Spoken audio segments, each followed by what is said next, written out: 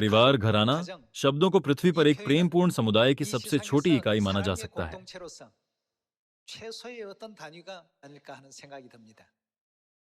तब एक परिवार में न केवल वह प्रेम है जो हम अपने माता पिता से प्राप्त करते हैं, बल्कि इसके अलावा संतानोचित कर्तव्य का कर्तव्य भी है, जिसे हमें संतान के रूप में अपने माता पिता के प्रति बनाए रखना चाहिए, जिसे प्रेम के गुण के रूप में नहीं छोड़ा जा सकता है ना? बाइबल हमें लगभग पुत्रीय भक्ति के बारे में कैसे सिखाती है? क्या यह बाइबल में नहीं पाया जाता? ये वास्तव में बाइबल में मौजूद है। बाइबल में परमेश्वर की एक गहरी योजना है जो हमें पृथ्वी पर पुत्रीय भक्ति के अभ्यास के माध्यम से स्वर्ग में पुत्रीय भक्ति के बारे में सिखाती है। मेरा मानना है कि हमें संतान के रूप में इसके अलावा इस पृथ्वी पर अपने माता पिता के लिए अच्छा करना चाहिए। कृपया अपने करीबी माता पिता से अक्सर मिलें, और यदि आपके माता पिता दूर हैं तो कृपया उन्हें फोन पर नमस्ते कहने के लिए समय निकालें। आइए हम निर्गमन अध्याय 20 आयत 12 पर एक नजर डालें कि कैसे परमेश्वर ने पुत्रीय भक्ति के संबंध में अपनी आज्ञा को स्थापित किया है।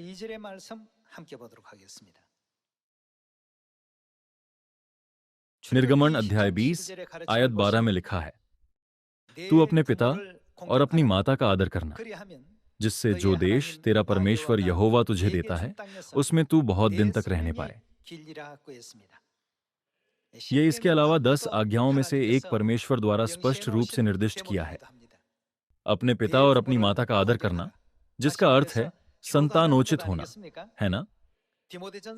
आइए हम 1 तीमुथियुस अध्याय 5 आयत 4 की शिक्षा की जांच करें। यदि किसी विधवा के बच्चे या नाती पोते हों तो वे पहले अपने ही घराने के साथ भक्ति का बर्ताव करना, हमें क्या व्यवहार में लाना चाहिए, और अपने माता पिता आदि को उनका हक देना सीखें, क्योंकि यह परमेश्वर को भाता है।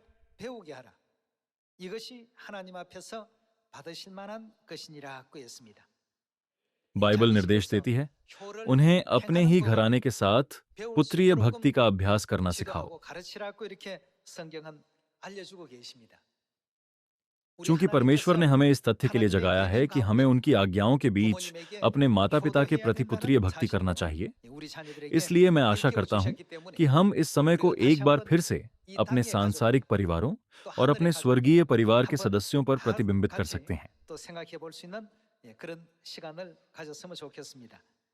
आइए हम लेव्य व्यवस्था अध्याय 19 को इसके अलावा देखें कि कैसे बाइबल संतानों की धर्मपरायणता और माता पिता के आदर करने का वर्णन करती है। आइए हम लेव्य व्यवस्था अध्याय 19 आयत 3 पर एक नजर डालें। तुम अपनी अपनी माता और अपने अपने पिता का, हमें अपने माता पिता के लिए क्या करना चाहिए? भय मानना और मेरे विश्राम दिनों को मानना।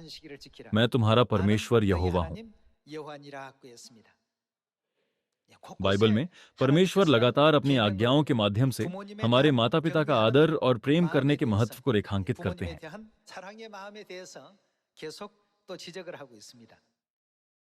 बाइबल न केवल उस प्रेम का उल्लेख करती है जो माता पिता अपने संतानों को देते हैं, बल्कि इसके अलावा लगातार उन कर्तव्यों की भी व्याख्या करती है जो संतानों का अपने माता पिता के प्रति होता है। इस दुनिया में जीने में हमारी सहायता करने के लिए इसे केवल बाइबल में अच्छी शिक्षाओं के रूप में दर्ज नहीं किया गया है। यह परमेश्वर द्वारा दी गई आज्ञा है।